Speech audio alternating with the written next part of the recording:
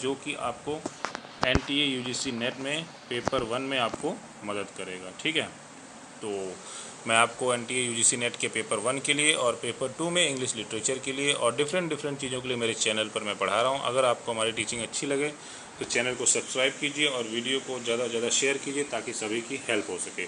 और मैं इसमें रेगुलर कोर्सेज डालता रहूँगा। इसको अच्छे से पढ़िए, समझिए और जो भी डाउट्स हो पूछिए। ठीक है, चलिए स्टूडेंट्स शुरू करते हैं अपना प्रेजेंटेशन। स्टार्ट करते हैं क्वेश्चन नंबर 1 से। क्वेश्चन नंबर 1 बोल रहा है GIGO stands for, GIGO, GIGO stands for. तो ये गीगो किसके लिए स्टैंड करता है, मतलब गीगो का फुल फॉर्म क्या है। आपको मैं थोड़ा सा टाइम दूंगा, लगभग 15 सेकंड का आपको आंसर करना है। चलिए फटाफट इसका आंसर कीजिए कि गीगो का मतलब क्या है।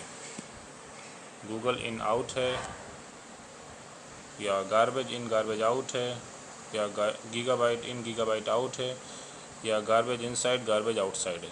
ABCD कौन सा इसका आंसर है, चलिए फटाफट बताइए।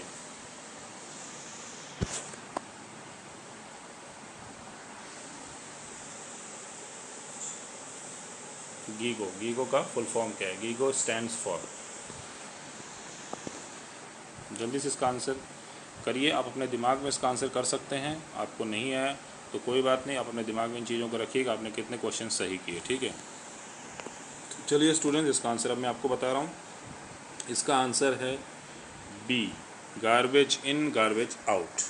ठीक है, तो ये आपको याद रखना है कि गीगो किसके लिए स्टैंड करता है, गार्बेज इन गार्बेज आउट। ये एक टर्म है जो कंप्यूटर से रिलेटेड है, तो इसके बारे में और डिटेल जानते हैं गीगो का क्या है।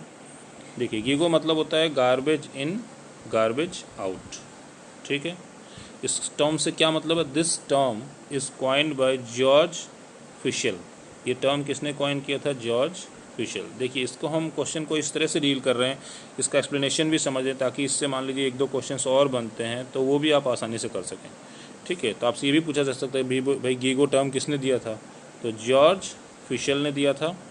इसका मतलब क्या है, it is used in computer science. ये कंप्यूटर साइंस में यूज़ होता है फॉर द कॉन्सेप्ट, ये कंप्यूटर साइंस में इस कॉन्सेप्ट के लिए यूज़ होता है that when wrong input is provided. जब हम रॉन्ग इनपुट देते हैं कंप्यूटर सॉफ्टवेयर में, कंप्यूटर प्रोग्राम को, तो it will give wrong output. मतलब अगर आप गार्बेज इन कर रहे हैं तो गार्बेज ही आउट होगा। मतलब अगर आप रॉन्ग इनपुट दे रहे हैं कंप्यूटर में तो कंप्यूटर भी आपको रॉन्ग आउटपुट ही देगा। ठीक है, तो इसमें कोई कन्फ्यूजन नहीं होना चाहिए। ये जॉर्ज फिशल ने कॉइन किया था। गीगो का फुल फॉर्म है गार्बेज इन गार्बेज आउट। ठीक है, और इसका मतलब ये होता है कि अगर आप कंप्यूटर में रॉन्ग इनपुट प्रोवाइड करेंगे तो आपको कंप्यूटर रॉन्ग आउटपुट देगा। तो कंप्यूटर प्रोग्राम आपको वही देगा जो आप उसको प्रोवाइड करेंगे। तो इससे संबंधित ये एक टर्म कॉइन किया गया था जॉर्ज फिशल के द्वारा। चलिए स्टूडेंट्स देखते हैं नेक्स्ट क्वेश्चन। नेक्स्ट क्वेश्चन पूछ रहा है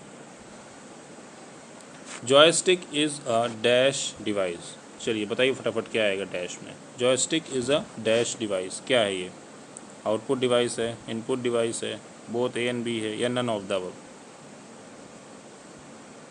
चलिए जल्दी से बताइए, 10 से 15 सेकंड का समय है आपके पास, आपको पढ़ के तुरंत इसका आंसर अपने दिमाग में रखना है। ठीक है, तो जॉयस्टिक क्या है स्टूडेंट्स, जॉयस्टिक एक, इसका आंसर मैं जल्दी दे रहा हूँ, जल्दी सोच लीजिए, अब मैं देने वाला हूँ इसका आंसर। जॉयस्टिक क्या है, एक, यस इनपुट डिवाइस है, याद रखिए जॉयस्टिक क्या है, एक इनपुट डिवाइस है। ठीक है, अब चलिए इसके बारे में और जानते हैं।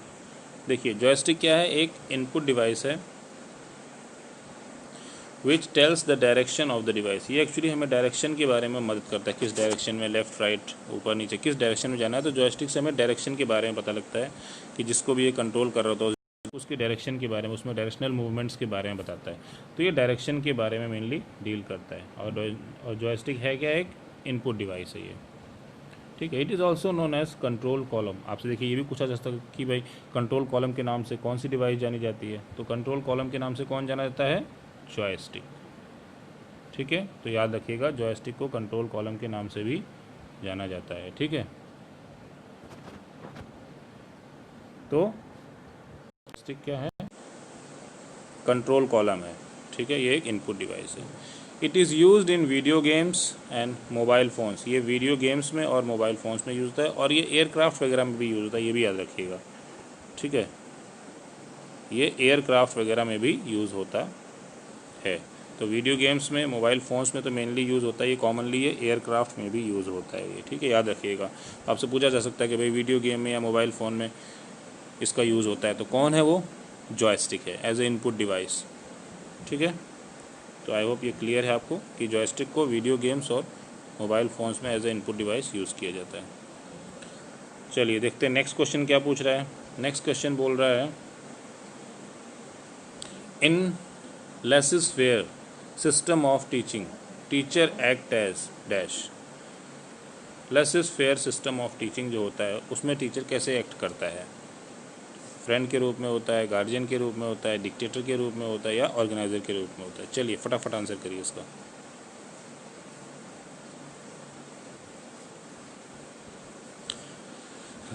लेसिस-फेयर सिस्टम में टीचर कैसे एक्ट करता है? टीचर का रोल क्या होता है? स्टूडेंट्स देखिए बहुत सिंपल सा है, लेसिस-फेयर सिस्टम में टीचर कैसे एक्ट करता है। अब मैं इसका आंसर देने जा रहा हूँ, अगर आपने नहीं दिया है या दिया है तो देख लीजिए। इसका आंसर है एज ए फ्रेंड, ठीक है। तो लेसिस-फेयर सिस्टम ऑफ टीचिंग में teacher as a friend act करता है। चलिए इसके बारे में और डिटेल में जानते हैं। तो जो laces-fair system of teaching model है वो किसने दिया है? जॉन ब्रूबैकर। जॉन ब्रूबैकर ने प्रपोज किया। नाम याद रखिए, आपसे पूछ सकता है लेसिस-फेयर सिस्टम ऑफ टीचिंग किसके द्वारा प्रपोज्ड है, कौन इसके प्रतिपादक हैं, किसने इसको प्रपोज किया? तो वो है जॉन ब्रूबैकर ने प्रपोज किया है लेसिस-फेयर सिस्टम ऑफ टीचिंग। इसमें होता क्या है, teacher work as a friend. टीचर किसके रूप में काम करता है? एक फ्रेंड के रूप में काम करता है, और फैसिलिटेट करता है, ज़्यादा से ज़्यादा मतलब अपॉर्चुनिटीज़ देता है बच्चों को, जिससे वो पढ़ सकें, अपनी प्रॉब्लम्स को सॉल्व कर सकें। और ये फोकस करता है मेनली क्रिएटिविटी पर, ठीक है। किसके ऊपर फोकस करता है? ये क्रिएटिविटी पर फोकस करता है ये, ठीक है। तो teacher as a friend act करता है और ये क्रिएटिविटी पर फोकस करता है, और ये उनको खुद से सॉल्व करने के लिए देता है, उनको फैसिलिटेट करता है स्टूडेंट्स को solve their problems on their own, मतलब खुद से, to solve their problems on their own, मतलब खुद से अपनी प्रॉब्लम्स को वो सॉल्व कर सकें। इस तरह से हेल्प करता है टीचर को, सॉरी स्टूडेंट को, टीचर के द्वारा। टीचर मतलब बच्चों को इस तरह से मतलब हेल्प करता है कि वो अपनी प्रॉब्लम को खुद से सॉल्व कर सकें। इसको प्रपोज करने वाले कौन हैं? जॉन ब्रूबैकर, ठीक है। तो ये पॉइंट क्लियर है। नेक्स्ट क्वेश्चन आ रहा है स्टूडेंट्स आपके लिए, ये रहा स्क्रीन पर। क्या बोल रहा है ये? Who gave definition for autocratic system of teaching. अब ऑटोक्रेटिक सिस्टम ऑफ टीचिंग की डेफिनेशन किसने दी है भाई?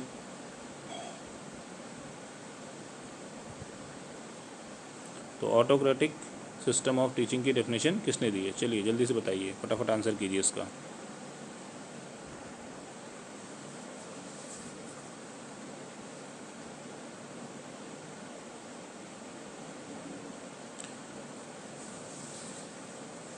तो स्टूडेंट्स जल्दी से इसका आंसर कीजिए कि किसने ऑटोक्रेटिक सिस्टम ऑफ टीचिंग की डेफिनेशन दी है। देखिए मेन पॉइंट आपको ध्यान रखना होता है, ऑटोक्रेटिक सिस्टम ऑफ टीचिंग, जो मेन जो फोकस वर्ड होता है हमेशा उसको देखिए ध्यान, इसलिए मैं अंडरलाइन कर देता हूँ, उस पर हमेशा ध्यान दिया करिए। तो ऑटोक्रेटिक सिस्टम ऑफ टीचिंग किसने दिया है स्टूडेंट्स? चलिए इसका आंसर मैं आपको बता रहा हूँ, वो है H.C. मॉरिसन, ठीक है, याद रखिएगा। H.C. मॉरिसन ने ऑटोक्रेटिक सिस्टम ऑफ टीचिंग की डेफिनेशन दी है। इसके बारे में और जानते हैं, क्या बता रहा है यहाँ पर कि भाई H.C. Morrison gave the definition for autocratic system of education. जो H.C. मॉरिसन है, इन्होंने ऑटोक्रेटिक सिस्टम ऑफ एजुकेशन की डेफिनेशन दी है। किन वर्ड्स में डिफाइन किया वो भी जान लेते हैं। तो teaching is an intimate contact between more mature personality and a less mature personality, ठीक है। इन्होंने ये बोला कि जो टीचिंग होती है वो एक इंटीमेट कॉन्टैक्ट होता है between a more mature personality and a less mature one. तो इसमें एक मोर मैच्योर पर्सनैलिटी होता है, ठीक है। कौन होता है? एक मोर मैच्योर पर्सनैलिटी होती है जो एक लेस मैच्योर पर्सनैलिटी की हेल्प करता है, जो उसकी एजुकेशन को करता है। Which is design to further the education of latter, मतलब जो लेस मैच्योर पर्सनैलिटी है उसकी एजुकेशन को ये हेल्प करता है। तो ये होता है टीचिंग, यानी कि एक ऐसा इंटीमेट कॉन्टैक्ट जो कि एक मोर मैच्योर पर्सनैलिटी जो कि वो टीचर होता है, और एक लेस मैच्योर पर्सनैलिटी जो कि वो स्टूडेंट होता है, उसके बीच में ये इंटीमेट कॉन्टैक्ट होता है जिसमें स्टूडेंट का एजुकेशन होती है, जिसमें स्टूडेंट को एजुकेशन दी जाती है। एजुकेशन ऑफ द लेटर, मतलब लेटर का मतलब क्या है यहाँ पे? ये जो बाद में आया, यानी कि लेस मैच्योर, यानी कि स्टूडेंट, ठीक है, और मोर मैच्योर यानी कि टीचर, ठीक है। तो ये क्लियर है कि ये इन्होंने ऑटोक्रेटिक सिस्टम ऑफ एजुकेशन की डेफिनेशन एच.सी. मॉरिसन ने दी है, ये याद रखिएगा। देखिए एक क्वेश्चन में हम कितनी सारी चीज़ों को डील कर रहे हैं, तो एक क्वेश्चन के पीछे पीछे हम बहुत सारी चीज़ों को प्रिपेयर कर ले रहे हैं, ऐसा नहीं कि हम सिर्फ एक ही क्वेश्चन डील कर रहे हैं, ठीक है ना। तो आपको यहाँ पे ये ध्यान रखना है कि क्वेश्चन के साथ ये जो एक्सप्लेनेशन होता है पूरा एक्सप्लेनेशन आपको याद रखना है, इसमें कुछ भी छोड़ना नहीं, इसमें एक एक लाइन एक एक शब्द इंपॉर्टेंट है, ठीक है। तो चलिए देखते हैं नेक्स्ट क्वेश्चन क्या बोल रहा है। In this type of teaching system, teacher and student both remain active. तो दोनों कैसे रहते हैं? एक्टिव। किस टीचिंग सिस्टम में टीचर और स्टूडेंट दोनों एक्टिव रहते हैं? चलिए फटाफट बताइए क्या होगा इसका आंसर। इस टीचिंग सिस्टम में टीचर और स्टूडेंट दोनों ही एक्टिव रहते हैं, बताइए क्या होगा। डेमोक्रेटिक सिस्टम होगा, कोलैबोरेटिव सिस्टम होगा, इंटरेक्टिव सिस्टम होगा या लेजिस्लेटिव सिस्टम होगा। किस एजुकेशन सिस्टम में, एजुकेशनल सेटअप में दोनों एक्टिव रहते हैं? ये तो बहुत आसान है स्टूडेंट, जल्दी से इसका आंसर आप दे सकते हैं।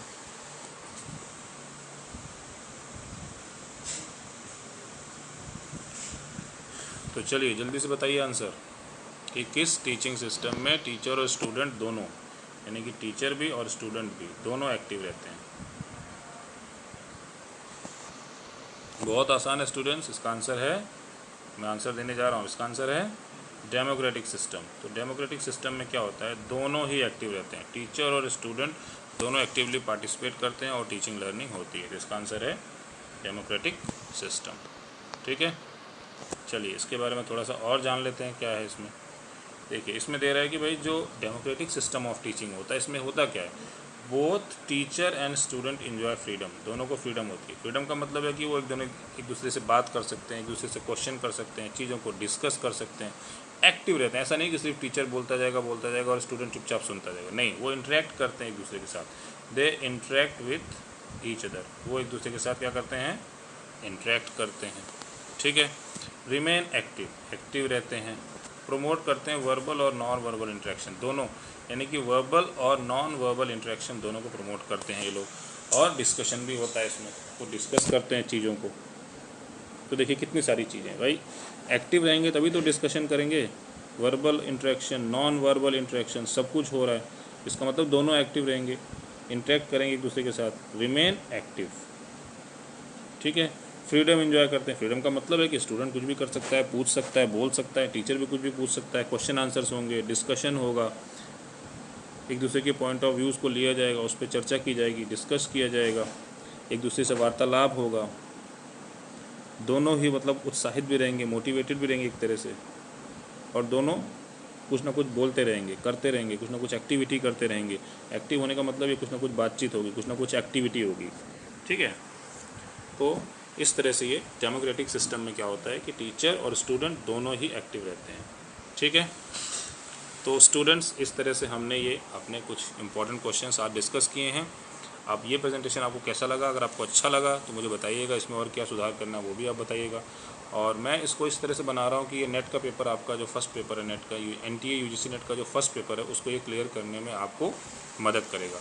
तो इन क्वेश्चंस को पढ़िए, लिखिए, अच्छे से सॉल्व करिए, आप चाहें तो उसको डाउनलोड भी कर सकते हैं, नोट्स भी बना सकते हैं। और ये एकदम exam pattern, latest exam pattern मैंने इसको, नेट एग्ज़ाम जो जल्दी ही रिसेंटली होने वाला है, देखिए उसकी डेट कब फाइनल होती है, ये लॉकडाउन की वजह से सब कुछ गड़बड़ हो गया, तो उसकी डेट जैसे आएगी आपको तैयार रहना है उसके लिए। अब ये फर्स्ट पेपर तो मैं पूरा आपका तैयार करने वाला हूँ, और सेकंड पेपर में आपको इंग्लिश लिटरेचर तैयार कराने वाला हूँ। तो फर्स्ट पेपर और सेकंड पेपर में इंग्लिश लिटरेचर, जिसको भी पढ़ना है मेरे चैनल को सब्सक्राइब कीजिए और वीडियोस को लाइक करिए, कमेंट करिए और ज़्यादा से ज़्यादा शेयर करिए। जो भी आपके सुझाव हैं वो भी दीजिए, ताकि आपके लिए हम और अच्छे प्रेजेंटेशन बना के ला सकें। तो स्टूडेंट्स ये प्रेजेंटेशन यहीं ख़त्म होता है। अगर आपको प्रेजेंटेशन पसंद आए तो चैनल को सब्सक्राइब कीजिए और ज़्यादा से ज़्यादा इसको शेयर कीजिए, ताकि सभी की हेल्प हो सके। तो हम आपकी हेल्प के लिए ही यहाँ पर आए हैं, ठीक है। तो और आप मुझे फॉलो करिएगा। मैं संदीप हूँ, संदीप सर हूँ मैं आपका, और मुझे 10 साल का टीचिंग एक्सपीरियंस है। मैं डिफरेंट सब्जेक्ट्स, डिफरेंट एग्जाम्स के लिए पढ़ा रहा हूँ, और मैं अनअकैडमी लर्निंग ऐप पर भी पढ़ा रहा हूँ। आप मुझे अनअकैडमी लर्निंग ऐप पर भी फॉलो कर सकते हैं, वहाँ भी मेरे बहुत सारे कोर्सेज़ हैं। वहाँ पर मेरे पास लगभग 1300 स्टूडेंट्स हैं। तो आप मुझे वहाँ भी फॉलो कर सकते हैं। अनअकैडमी लर्निंग ऐप पर भी संदीप कुमार नाम से मेरी प्रोफाइल है। और कोई भी डाउट हो आप ज़रूर पूछिएगा, मैं आपकी पूरी की पूरी हेल्प करने की पूरी कोशिश करूँगा हर तरह से। तो स्टूडेंट्स मिलते हैं नेक्स्ट प्रेजेंटेशन में और भी बहुत सारे क्वेश्चंस के साथ। Thank you.